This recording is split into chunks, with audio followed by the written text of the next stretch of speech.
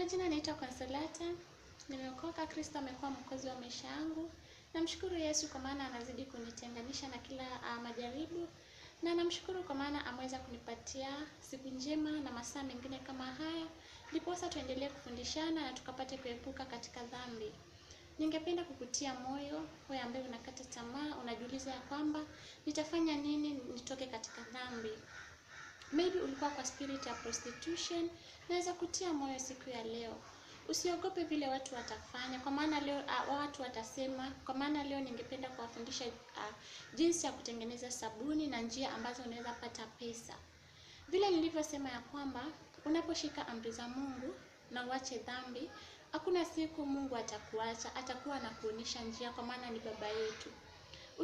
Maybe uko kwa spirit ya prostitution na umekaa pale, ama kuna mtu ambaye labda uko na mpango wa kando na unatarajia yule mwanaume ndio anakulipia nyumba ama ana mahitaji yako ya kila siku. Ama pia wale wamama wako katika ndoa wanategemea Bwana peke yake. Sasa hivi vile uchumi unaenda, si wa kutegemea mtu mmoja. Namshukuru Mungu sana kwa maana alinionyesha njia, na nilipokuwa katika kuzimu nimefungwa na shetani, aliweza kunifungua na akapata kunifungua macho na akanionyesha njia ya kutafuta pesa. Namshukuru Mungu kwa maana sasa hivi najifanyia kazi ya mikono yangu na huwa najitegemea kujinunulia mavazi. Na kutia moyo wewe ambaye uko kwa nyumba, unajiuliza naweza fanya nini nikapata kutoka kwa hii nyumba. Unajiuliza ya kwamba kazi itatoka wapi, serikali itaki kupatia vijana kazi. So ni wakati wa kuanza tu biashara yoyote, bora ushike amri za Mungu. Zinapatikana katika kitabu cha Exodus chapter 20 verse 1 kuendelea, na uache dhambi. Muonyeshe Mungu ya kwamba hutaki kukaa na dhambi ya aina yoyote, na Mungu atakuwa anakusaidia. Hakuna siku utamuita na akose kukuitikia. Mimi niliwaambia nilikuwa nategemea wanaume. Kuna mwanaume alikuwa ananitumia pesa kila mwezi. Nilikuwa con lady, nilikuwa na koni wanaume pesa, nilikuwa nakula fare za watu. Lakini saa hii yote nimeonyesha Mungu ya kwamba nataka kukaa maisha ya utakatifu ambaye Mungu alinichagulia. Sasa si wakati wa kuishi vile wewe unataka. Ishi vile Mungu anataka, nimfurahishe Mungu lakini si kufurahisha binadamu. So ningependa kuwatia moyo ambaye wanakata tamaa, ambaye wanajiuliza tutaanzia wapi. Kila wakati unapotoka kwa nyumba ama unafanya biashara yoyote, kuna biashara mingi ambazo unaanza. Nakumbuka kuna kijana alikuwa anauza watermelon. Na ilikuwa ikifika saa 6 alikuwa na customers. Ikifika saa 6 mimi nilikuwa customer wake.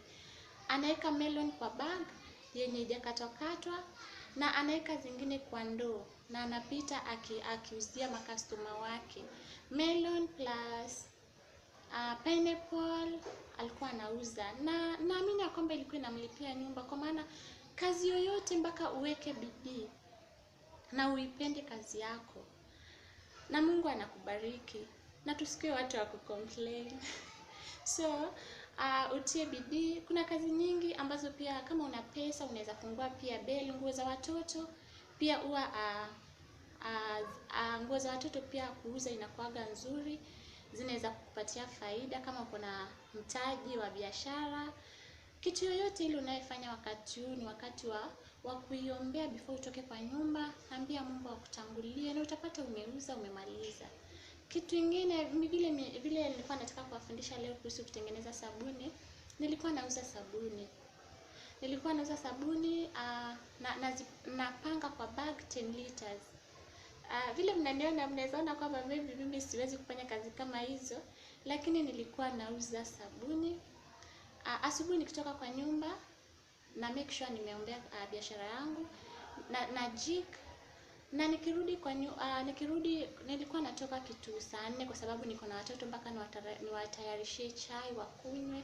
Nilikuwa naweza toka kitu kama saa 4, na nikichelewa sana ni saa 4 ama saa 4:30, na by saa 7 nikichelewa sana, saa 7:30 nilikuwa nimeshamaliza kazi yangu na nimerudi nyumbani, kwa maana nilikuwa naenda kupeleka good news. Vile huwa nawaambia mimi ni mfuasi wa Kristo na huwa siogopi.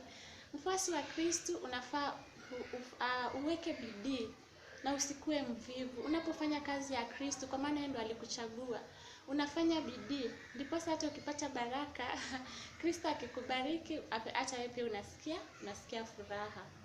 So nilikuwa namaliza mapema na nenda preach, nilikuwa natembea kwa soko, nilikuwa natembea kwa beach, nilikuwa natembea mahali popote nitakapopata vijana wamekusanyika ama wamama. Kuna wakati pia nilikuwa naenda door to door. Nilikuwa naenda na nawahubiria na wapatia habari njema. Na Kenya Mungu amewabariki na anawapenda sana. Kwa maana good news Mungu aliona ifike Kenya kwanza, ndiposa ikapate kufika countries zingine. Kwa maana good news mpaka itembee countries zote dunia nzima, ndiposa Kristo akuje. Kwa maana siku zinakaribia, vile wanafundisha ni nyakati za mwisho. Tunafaa tujiweke tayari kila wakati, tutubu na tuishi maisha matakatifu na tuishi maisha ya kumpendeza Kristo. Kwa maana alitufilia msalabani kwa ajili ya dhambi zetu, na anatupatia fursa ya kila wakati ya kuwa hai, kwa maana sisi ni wenye dhambi. So ni wakati wa kuonesha Mungu ya kwamba utaki kukaa katika dhambi. Na mimi nawahakikishia, utakapoonesha Mungu ya kwamba utaki kukaa katika dhambi yoyote, Mungu atakuwa anakuonesha njia na anakubariki. Biblia inatuambia utabarikiwa ukitoka na utabarikiwa ukiingia. Ningependa kuwafundisha kuhusu leo kutengeneza sabuni. Mimi niliacha hiyo kazi ya sabuni kwa maana nilipata kazi nyingine ya kuosha nguo. Siku hizi huwa naosha. Hata sasa hivi vile nilikuwa naosha nikamaliza, nikaona acha niwafundishe kidogo. Ndipo sasa tukapate kutiana nguvu katika hii safari. Hii safari ni ndefu. Biblia inatuambia njia ni nyembamba inayotupeleka katika uzima wa milele, na ile pana ni ile inatupeleka upotovuni.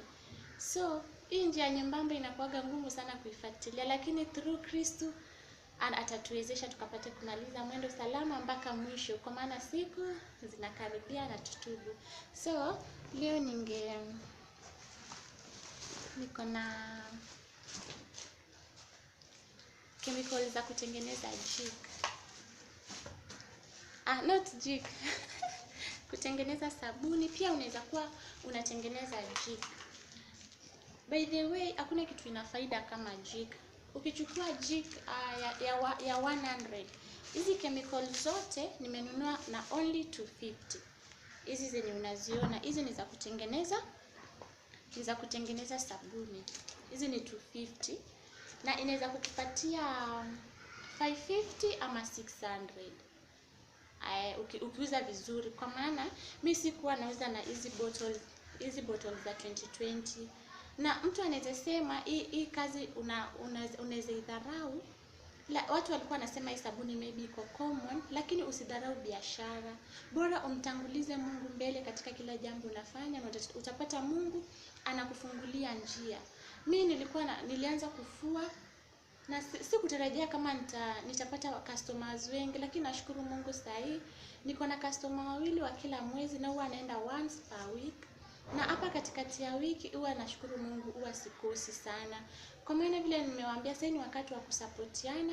Vile bwanangu sasa kazi yake ilikuja wakasimamishwa kwa sababu ya coronavirus. Bwanangu alikuwa ana train tennis na ni katika shule, na akakuja akasimamishwa. So tunasaidiana kwa sababu tuko na watoto.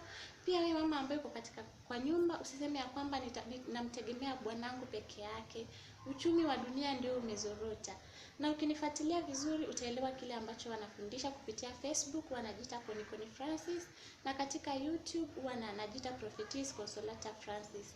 Na utaelewa vizuri kuanzia video ya kwanza, utaelewa ya kwamba ni nyakati za mwisho na tunafaa tujiweke tayari kila wakati. So nimesema hizi zote nimezinunua na 250, na sijanunua ya jik inanunuliwa ya 10 liters, ambayo hizi unatengeneza na 10 liters.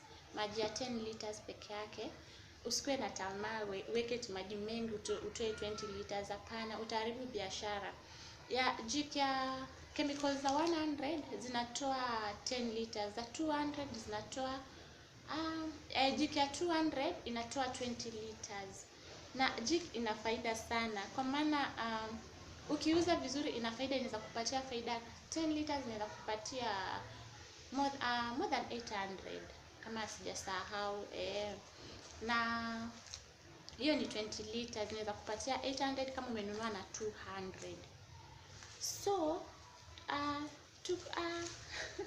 Mungu awasaidie sana na washike mkono vile mimi wananisaidia. So kutengeneza sabuni, kuna hizi chemicals hapa ambazo ni za white,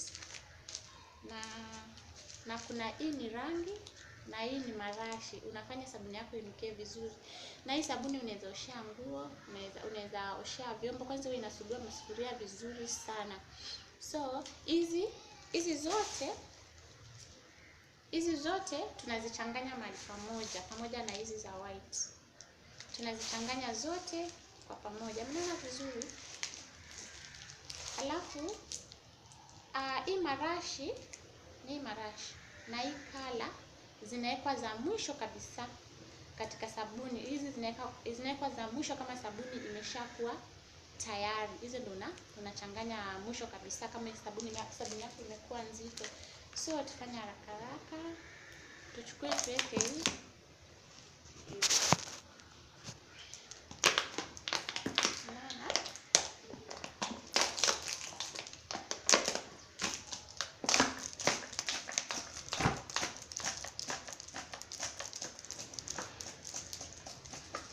Inakuwa nzito sana.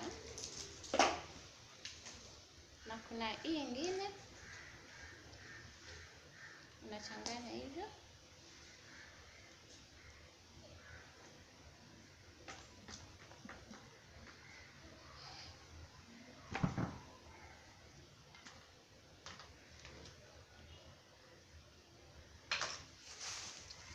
Na kuna hii.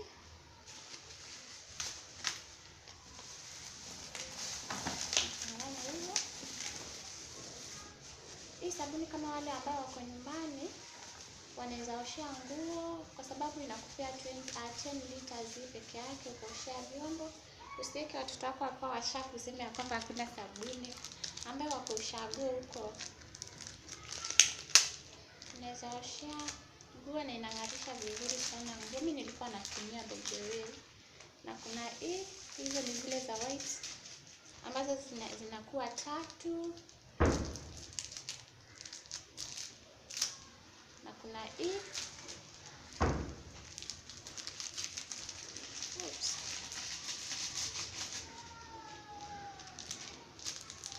Na kuna hii ingine.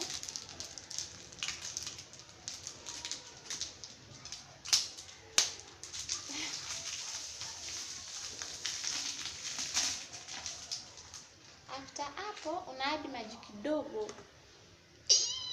Maji yangu ndio haya. Unaweka maji kidogo kwanza.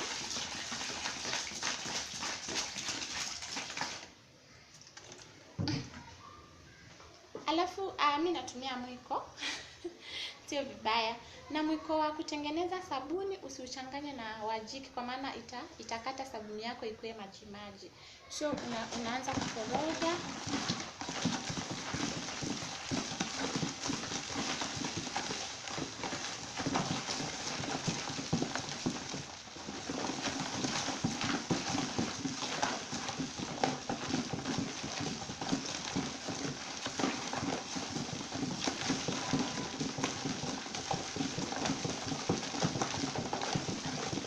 Demo unakoroga, demo unaongeza maji ndio usiharibu sabuni yako. Hii sabuni inaweza kukupatia, unaweza kama wewe hujaizoea sana, unaweza kuwa unatumia kidogo kuosha nguo, alafu unanunua na ya dukani. Kama wewe ni wale watu wa marembo, lakini unachukua kama ya kumanage pesa, unachukua kama Ariel ya kama 50 na unaongeza na hii sabuni kidogo. Unaweza osha nguo mingi sana kwa sababu inatoka mingi. Unajua kuna watu ambao wako na marengo wanasema situmie sabuni. Hii sabuni inaniharibu mikono. Mimi nimeitumia na mikono zangu, na nilikuwa naitumia na mikono zangu hazijawahi haribika.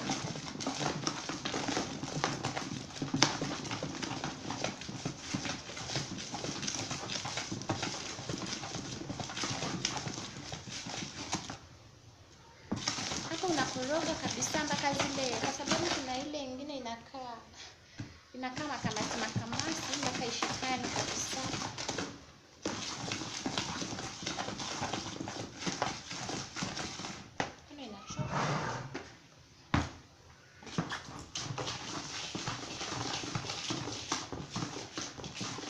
Sana sana usiku unauza na hizi chupa za 500 ml.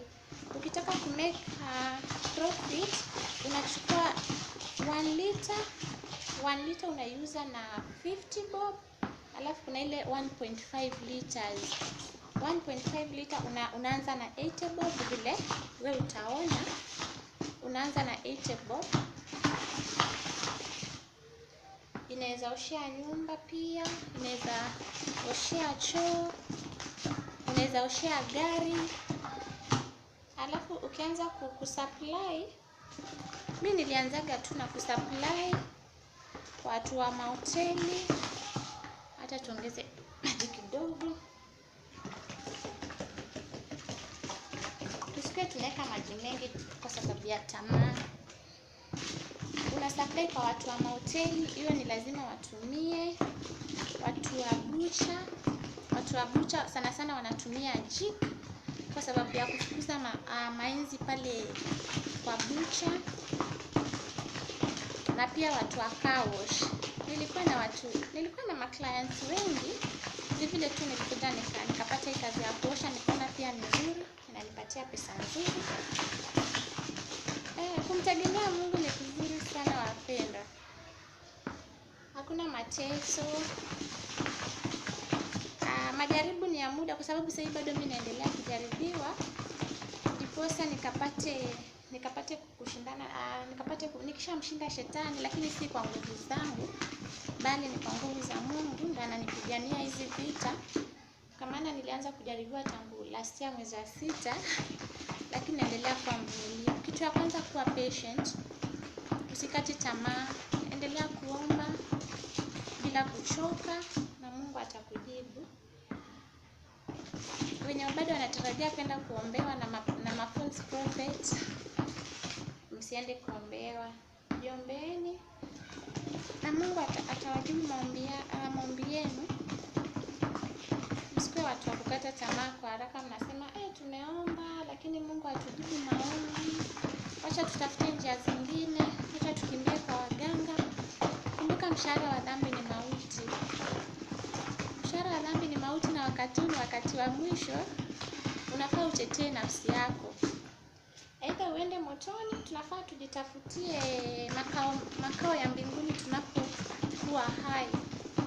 Aidha shetani akikushinda, wewe ndio unajichagulia.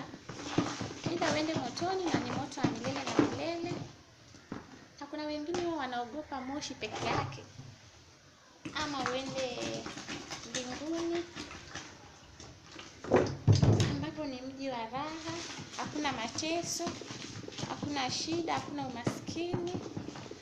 Hapa duniani ni mateso tu, lakini tukishashinda vita na tukue patient, Mungu ataturudishia vitu zetu zote, na tuoneshe Mungu ya kwamba hatutaki kukaa katika dhambi yoyote.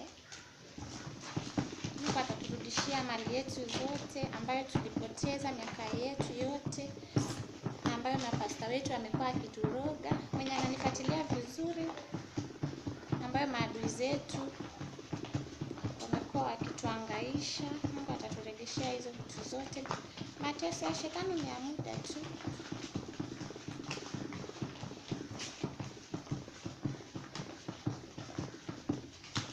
So msikate tamaa. Wenye wanakaa kwa nyumba, msiseme ya kwamba tutaanza wapi. Anza kuonesha Mungu ya kwamba hutaki kukaa katika dhambi yoyote ile, na ushike amri za Mungu na umpende Mungu, kwa sababu Kristo aliacha amri mbili kuu. Ya kwanza, penda Bwana Mungu wako kwa roho yako yote, kwa akili zako zote na kwa nguvu zako zote. Ya pili ni upendo. Upendo hupunguza wingi wa dhambi. Na ukifanya biashara yako usisahau kutoa fungu la 10. Fungu la 10 litakutetea, kwa maana shetani atakuwa unapigana na shetani, utakuwa umetoka katika dhambi. Shetani anataka uanze kusikia uvivu, kemea roho ya uvivu katika jina la Yesu. Shetani atakuletea uvivu, useme mimi siendi kuuza sabuni yangu. Shetani atafunga mara ukosane na customers. So ukitoka kila wakati unafaa kuomba, ombea biashara yako, na usiseme ya kwamba eti watu watanicheka. Usiogope vile watu watakwambia. Watu watakucheka, lakini hakuna siku watakuletea chakula kwa meza. Mimi wanafua na watoto wangu wanavaa, watoto wangu wanakula. Pia bwanangu anatuprovidea, hata kama haendi kazi hivyo tunasaidiana.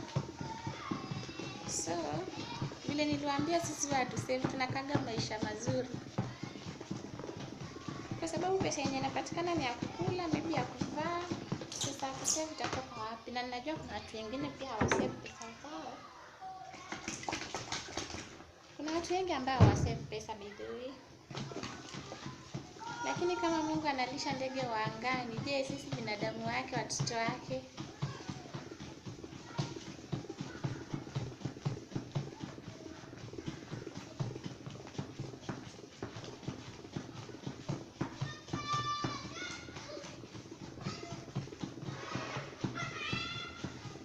Na kama kuna marafiki zako pia unaweza wapimia kwa bottles, hizi za ndogo ndogo, ukaweka kwa duka, ukaweka kwa vibanda, pia inakuletea pesa. Ukizungusha, ukimaliza, na ni kazi ya haraka. By the way, inaweza kukupatia hata 1000 per day. Hii kazi msidharau hivyo. Inaweza kukupatia 1000 per day. Per month hiyo ni ukiaminishia kuuza vizuri. Kwa maana mimi nilikuwa naenda per hours. Kwa maana nilikuwa naenda kupreach na pia kuja kupikia watoto wangu. But ukichukulia kama kazi, utoke maybe saa 3 urudi kukula lunch, urudi tena jioni, inaweza kukupatia more than hata 1000. Bora utangulize Mungu mbele na upende kazi yako, na uzipaki vizuri kwa bag. Kama upaki vizuri kwa bag, vile utaona tu vile utabeba.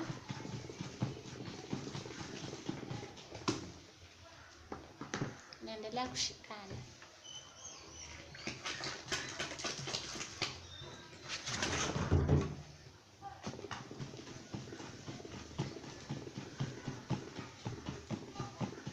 Mungu abariki wote ambao mnakata tamaa, mnajishika tamaa, mnasema hakuna kazi, tutafanya nini? Bora tu mpende Mungu, ushike amri zake, atakuwa anakuonyesha njia na anakuprovidea. Na hata wakati wa shida, kwa maana shida zinakuja ulimwenguni, atakuwa anakuepusha na matatizo yote ambayo yanakuja duniani. So niweke Mungu mbele katika kila jambo unafanya. Ambayo wamekamata kwa shetani, ni wakati wa kutoka. Usifikirie hapo utapata milioni zako 10, labda umeahidiwa na pasta wako ama umeahidiwa na rafiki yako utapata milioni 10 ama pesa more than millions. Inaweza kuwa kwenu kuna mtu anaomba na kila siku Mungu huwa anasikia maombi yake. Hakuna siku utatoa hiyo sacrifice yenye unaitishwa. Inaweza kuwa unaitishwa mtoto wako, unaweza kuwa unaitishwa mamako. Imagine mamako akulee vizuri hizo miaka zote, alafu ukishakuwa mkubwa unamtoa kafara. Hiyo ni mbaya sana. Uzae mtoto wako amekaa umeumwa, umekaa 9 months ukisubiri Mungu amekubariki na mtoto, unamtoa kafara. Ama mtoto unamfanya kuwa mjinga, anamwaga ute. Hiyo si vizuri. Sasa ni wakati wa kufunguka, wa kuomba Mungu msamaha. Na unapotoka kumbuka kuweka maisha yako yote mikononi mwa Mungu, kwa maana hao watu wasije wakakuangamiza. Pia mimi wanataka kuniangamiza sana, lakini kila wakati naomba na Mungu ananitetea. Najua yuko Mungu mbinguni ambaye ananipigania vita. Hizi vita si zangu bali ni za Yesu. Nikuwa peke yangu siwezi, na mimi si chochote, lakini Kristo atanishindania vita na atanisaidia nikapate kupata taji la uzima wa milele. So mwenye ako huko bado anangojea atapata pesa, ni wakati wa kutoka tu. Wa kutoka na uweke maisha yako yote mikononi mwa Mungu. na Mungu atakupigania na Mungu atakusamehea. Inaweza kuwa ulienda kule kwa sababu ya hali ngumu ya maisha. Kama Mungu alinisamehea na nilikuwa nimeenda kuabudu pia miungu wengine, kwa sababu kwenda kwa waganga pia ni kuabudu miungu wengine. Hata wewe pia naamini Mungu atakusamehea. Matatizo yatakuwa ni ya muda kidogo. So endelea kusubiri. Mimi nilikuwa nimekonda, hao watu walinikimbiza na bado wanaendelea kunikimbiza. Bado napitishwa katika moto. Shadrach, Meshach na Abednego waliwekwa katika tanuru la moto, na ilikuwa moto mkubwa, ilikuwa 7